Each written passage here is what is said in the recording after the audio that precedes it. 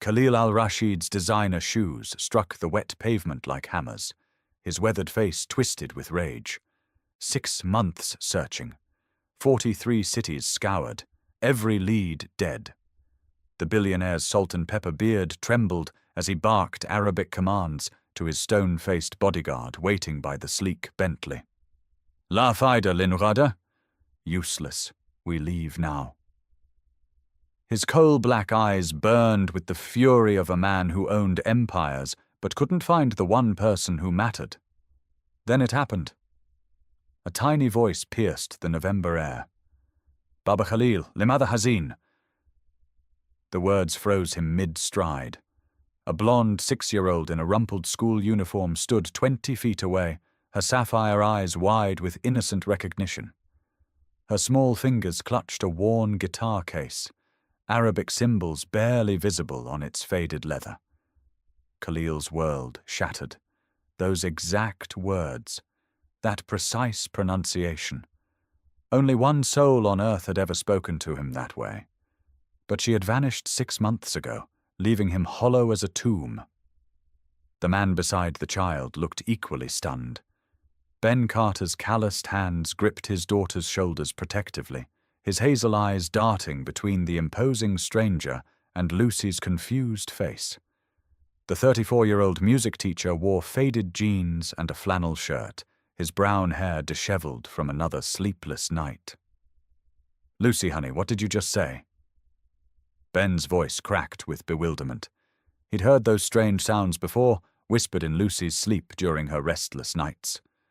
Always the same melodic cadence, always leaving him wondering if his daughter was having nightmares about something he couldn't understand. Khalil stepped forward slowly, his expensive suit contrasting sharply with the modest small-town setting. "Little one." His accented English was careful, controlled. "Where did you learn those words?" Lucy tilted her head, studying his face with fearless curiosity. "I don't know," she whispered, then brightened. "But you look sad like the man in my dreams. Are you Uncle Khalil?" The name hit him like a physical blow. Nobody called him Uncle Khalil except one person, his daughter Zara, who had vanished from her engagement party 6 months ago, leaving behind only a blood-stained scarf by the harbor. Ben's protective instincts flared as he pulled Lucy closer. This wasn't some random encounter. This man knew something about his daughter that he didn't. "Sir, I think there's been some misunderstanding. Lucy's never met you before." But even as he spoke, fragments of memory stirred. Sarah's hushed phone calls in Arabic during Lucy's early years, the guitar case with its mysterious inscriptions that his late wife had treasured but never explained. Khalil's penetrating gaze never left Lucy's face. "Your wife," Khalil said quietly. "Was her name Sarah? Did she work with refugees?" The question landed like a thunderbolt. Lucy seemed oblivious to the tension, focusing on the ornate cufflinks gleaming on Khalil's sleeves. "Those are pretty," she said innocently. "Big Sister Zara had ones like that, but smaller, for her ears."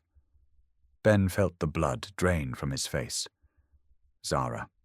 Lucy had never mentioned anyone named Zara, yet she spoke the name with the familiarity of an old friend. Khalil's composure finally cracked, his sophisticated mask slipping to reveal raw desperation. "You remember Zara. Can you tell me about Big Sister Zara?" His voice trembled with barely contained hope. Lucy's eyes grew distant, as if reaching into depths of a dream she couldn't quite grasp. "She sang pretty songs and taught me words that sounded like music. She had dark hair and drew pictures of flowers with curvy letters underneath." Her small hand traced invisible patterns in the air, mimicking Arabic calligraphy. She said the words meant, "Love grows in the garden of the heart." Khalil's knees nearly buckled. Those were the exact words from his wife's favorite poem, words that Zara had learned at her mother's bedside during her final days. "Mr. Carter." Khalil's voice was steady now, though his hands shook slightly. "I believe your wife saved my daughter's life 4 years ago. And I think Lucy may be the key to finding her." He produced a worn photograph, a young woman with striking dark eyes standing beside a familiar figure in volunteer scrubs. Sarah. Ben's heart hammered as he recognized his wife's face, younger and more carefree than he remembered. Lucy pressed closer to examine the picture. "That's Mama and Big Sister Zara," she said matter-of-factly. "They took care of me when I was little. The weight of suppressed memories crashed over Lucy all at once. Her bright eyes filled with tears as fragments of a buried past surfaced. "Big Sister used to carry me when my legs got tired. She made shadow puppets on the wall and told stories about princesses who saved themselves." She looked up at Khalil with sudden urgency. "Where is she? Why didn't she come back when Mama went to heaven?" Ben's world tilted. 4 years ago, Sarah had taken a mysterious 6-month leave, claiming she needed to help some families in crisis. She'd returned different, quieter, more protective, fiercely dedicated to Lucy in a way that seemed almost desperate. Khalil knelt on the wet pavement, bringing himself to Lucy's eye level.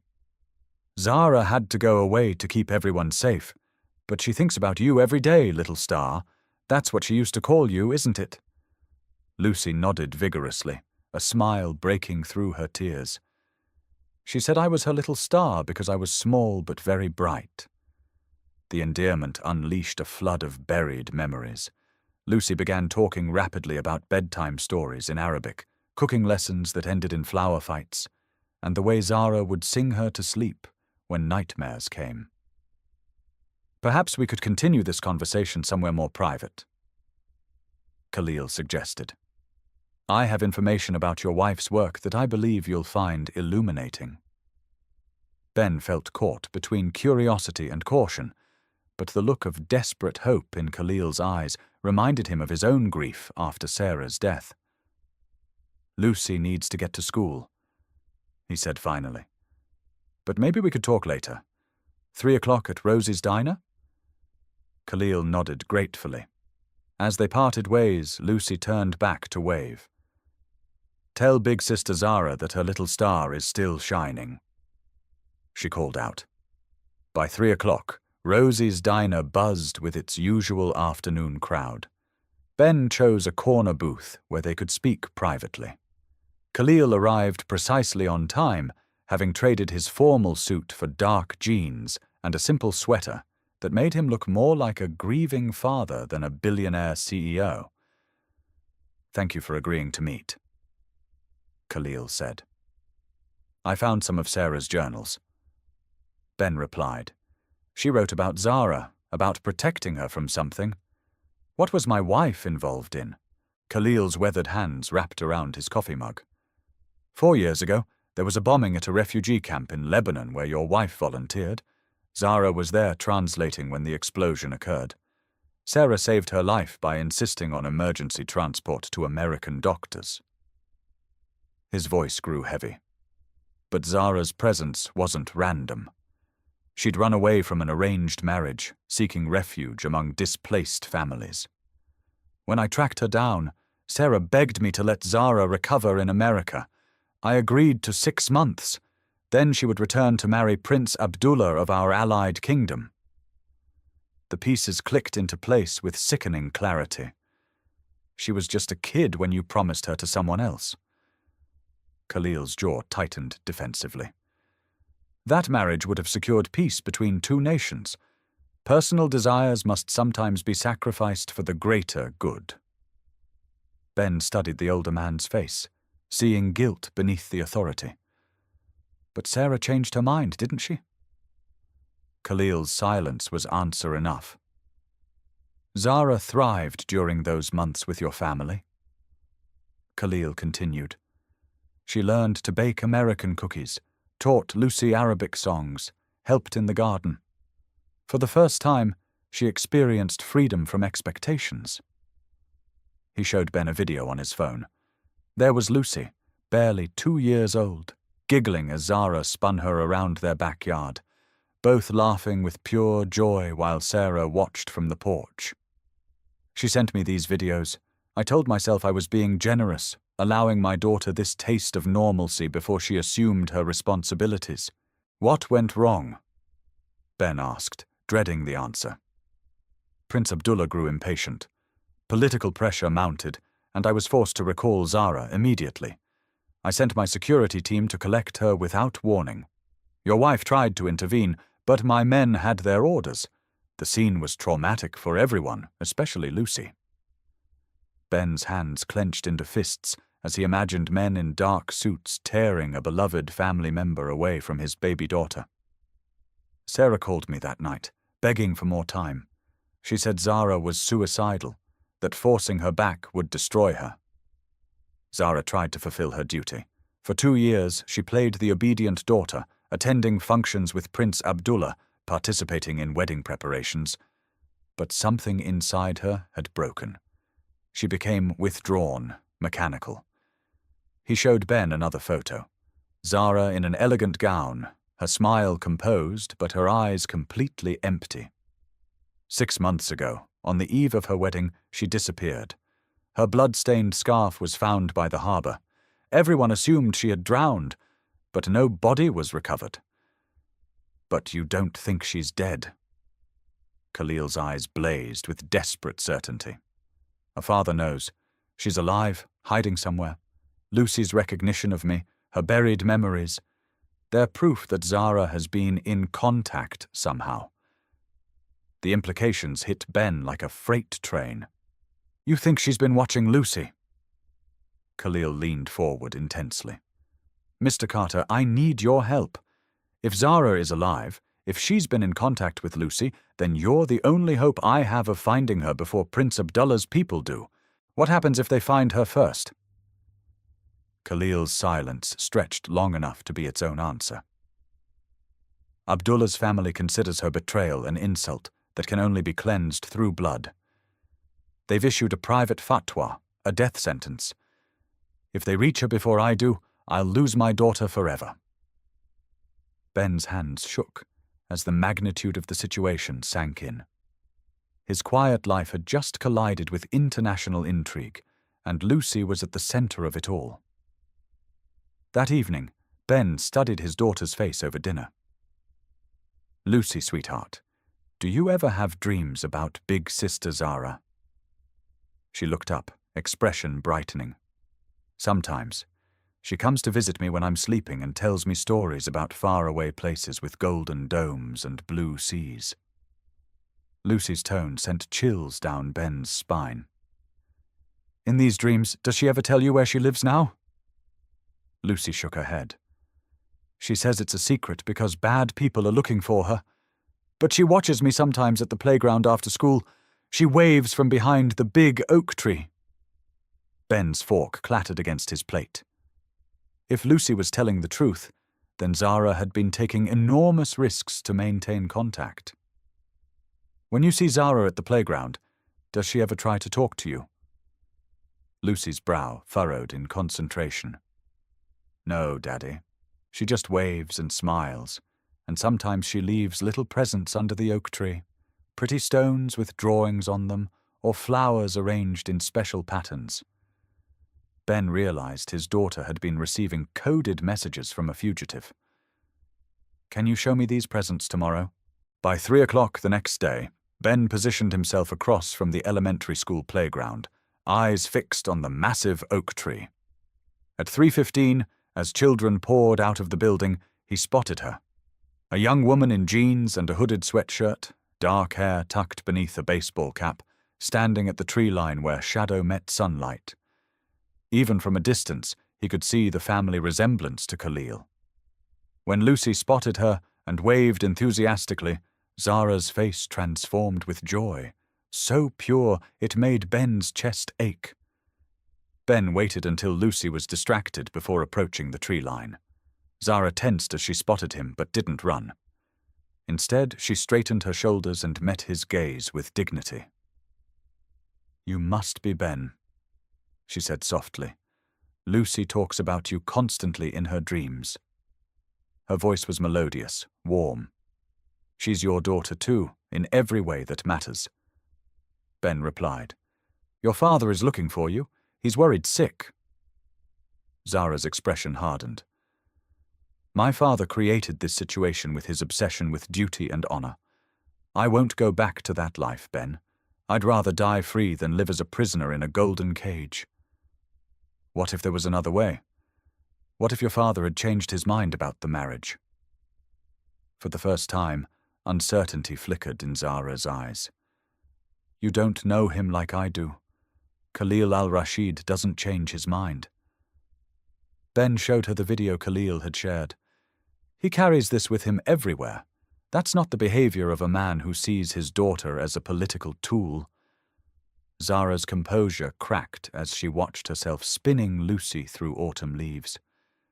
"He sent security to drag me away from her," she whispered. "Lucy cried for hours after they took me.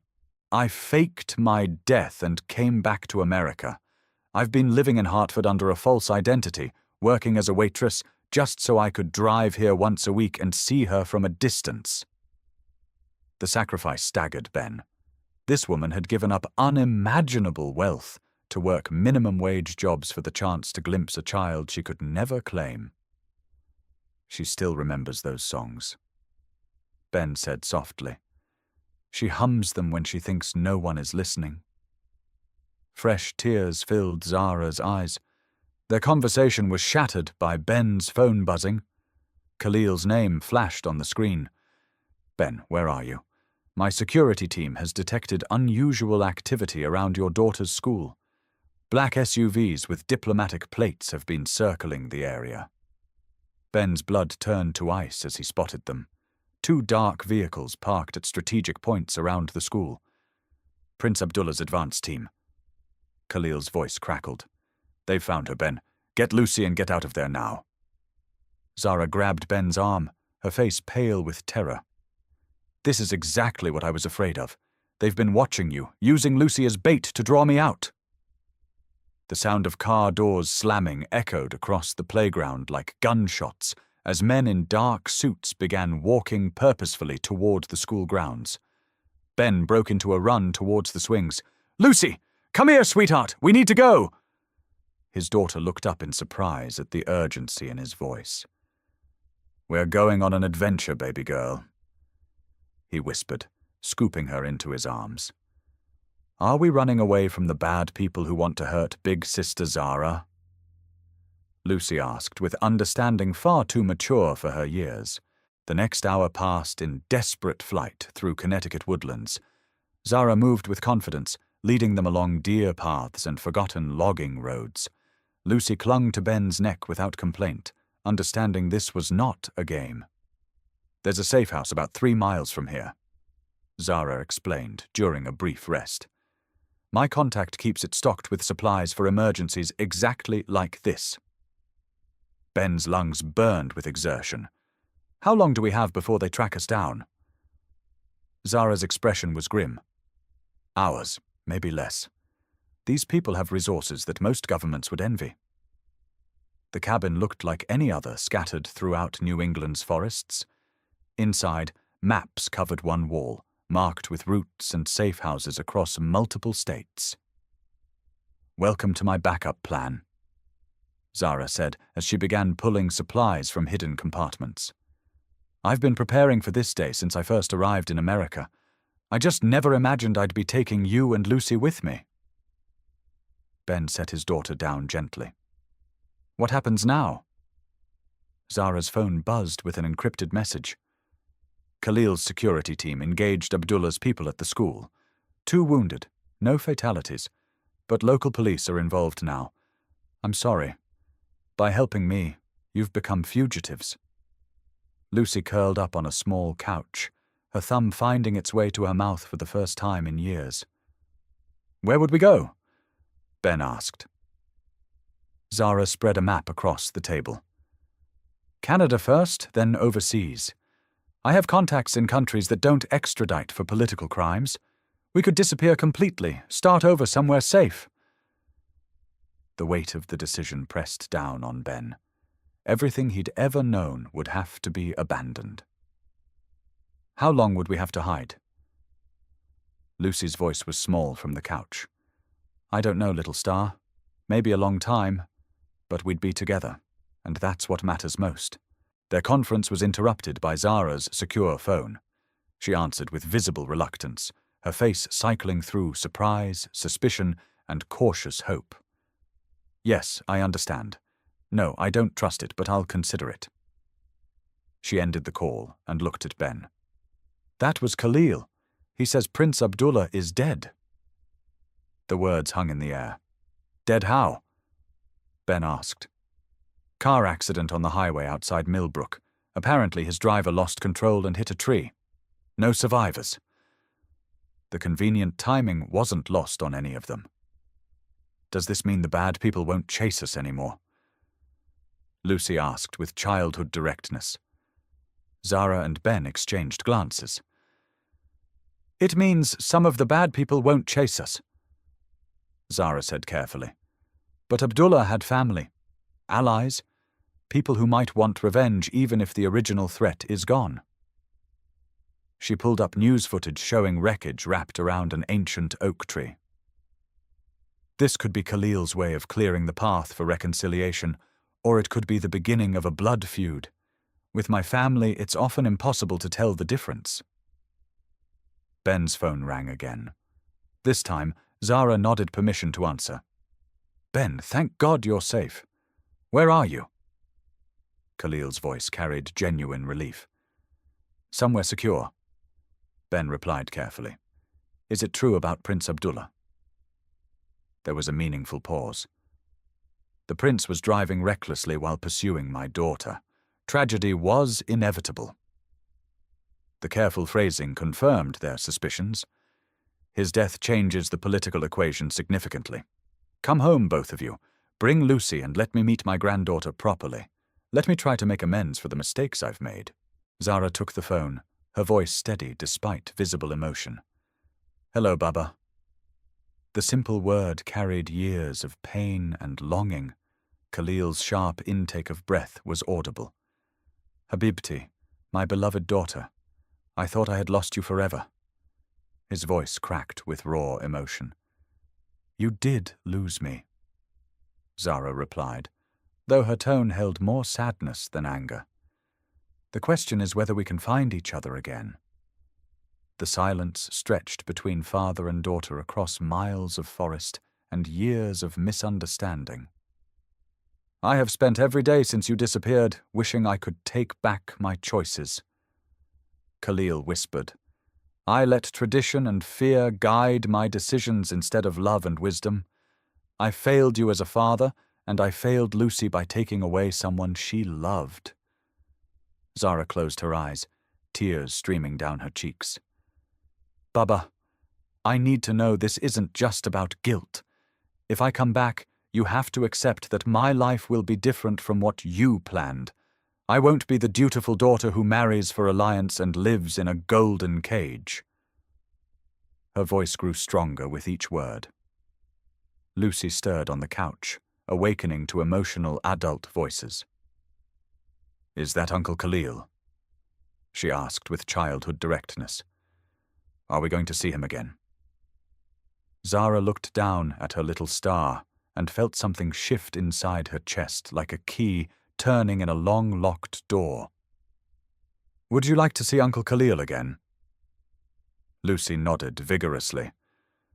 I want to show him the pictures I drew of our family, and I want to ask him if he knows any more stories about Big Sister Zara when she was little like me. Baba, Zara said into the phone, her decision crystallizing. We'll come to you. But not to your house, not surrounded by your security. Meet us somewhere neutral, somewhere Lucy will feel safe. Khalil was quiet for a moment. Where? He asked finally. Zara looked around the cabin that had been her sanctuary, then at Ben and Lucy who'd become her salvation. Millbrook Park, by the duck pond. Just you, no security, no business associates. If this is about family, then it should be only family. The symbolism wasn't lost on any of them. 1 hour. Khalil agreed. And Zara, thank you for giving me this chance. The drive back to Millbrook felt like traveling through a dream landscape. Yellow police tape fluttered at the elementary school, a reminder of how quickly their quiet existence had been shattered. Lucy sat between them, her small hand alternately holding Ben's fingers and Zara's. Are you scared, Daddy? She asked as they entered the park. Ben considered lying, but decided honesty was the foundation any new life would need. Yes, sweetheart, but sometimes being scared means you're about to do something really important. Millbrook Park at dusk was painted in gold and amber, the duck pond reflecting the sky. Khalil sat on the bench where Ben and Lucy often came to feed the waterfowl. He rose as their car approached, movements careful and deliberate, hands visible in a gesture of peaceful intent. Lucy broke away from the adults, running toward Khalil with fearless enthusiasm. I drew you pictures, she announced, pulling folded papers from her jacket. This one is our family, and this one is the house where I want us all to live together. Khalil knelt to accept the drawings with reverence, his eyes bright with unshed tears as he studied Lucy's crayon depictions. This is beautiful, little star. Is this really how you see us? Lucy nodded solemnly. Daddy says family is people who choose to stay together even when it's hard. I choose all of you. The declaration hung in the evening air like a benediction. Zara approached her father slowly, years of hurt and hope warring in her expression. Baba, she said softly, and suddenly she was a little girl again. Khalil opened his arms and she fell into them, both crying with relief.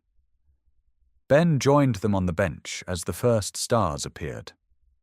I have a proposition, Khalil said. I own a house in Vermont, near the mountains, far from business and politics. It's been empty for years, waiting for a family to fill it with laughter and warmth. He looked at each of them.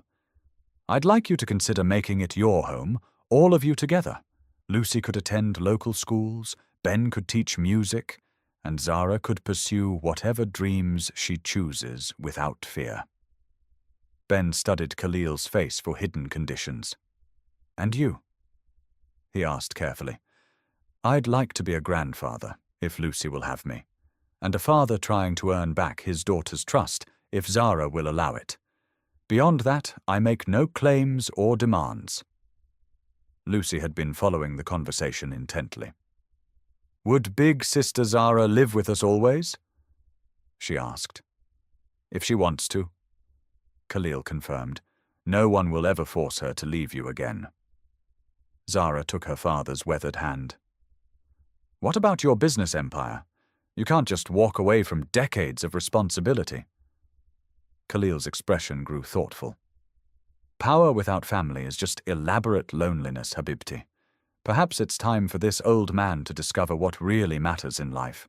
As full darkness settled over the park, Ben found himself believing in possibilities he'd never dared imagine. The four of them sitting together felt right in a way that transcended logic, like puzzle pieces finding their proper places after years of being scattered. Vermont sounds nice, he said finally. Lucy's always wanted to see snow on mountains. His daughter clapped her hands in excitement. And I can teach Uncle Khalil how to build snowmen and show big sister Zara how Americans celebrate Christmas. The enthusiasm in her voice sealed whatever doubts any of the adults might have harbored. 1 year later, Ben woke to the sound of laughter echoing through the Vermont house that had become their unlikely sanctuary. Through his window, he could see Lucy and Khalil building a snow fort, their voices carrying clearly as she instructed him in proper snow engineering. Zara stood on the porch, wrapped in one of Sarah's old cardigans, holding steaming mugs and smiling with the contentment of someone who'd finally found her way home. Good morning, family, Ben called from the window. Lucy looked up from her construction project. Daddy, come help us. Uncle Khalil doesn't know how to make the walls strong enough. As they gathered around the kitchen table that had become the heart of their home, sharing pancakes and stories, Ben reflected on the journey that had brought them to this moment. A year ago he'd been a man frozen in grief. Now he was part of something larger and more rewarding. A family built not on blood or law, but on the conscious daily choice to love and support each other. Lucy, now 7 and growing wiser by the day, spoke Arabic as fluently as English, called Vermont home, and treated the cultural bridge between her American father and Middle Eastern extended family as simply another adventure to be explored with enthusiasm. In the living room, Sarah's guitar sat beside an ornate oud that had belonged to Khalil's late wife. The two instruments represented everything about their blended family, different traditions harmonizing to create something entirely new and beautiful. "Daddy," Lucy said one evening by the fireplace, "when I grow up, I want to help families like ours find each other." Her matter-of-fact announcement silenced adult conversation. Sometimes people get lost from their families because of scary things or misunderstandings. But families that choose each other are just as real as families that are born together. I want to help lost people find their way home. As the fire crackled lower and evening deepened, painting their faces in warm amber light, Ben understood that this was what Sarah had meant about love multiplying instead of dividing. Their daughter would grow up understanding that family was something you built through daily acts of kindness and forgiveness, that home was wherever people chose to stay together through difficulties and celebrations alike. And somewhere in the space between sleep and waking, between Arabic lullabies and English bedtime stories, their family's story continued to unfold like a song whose melody would echo through generations yet to come.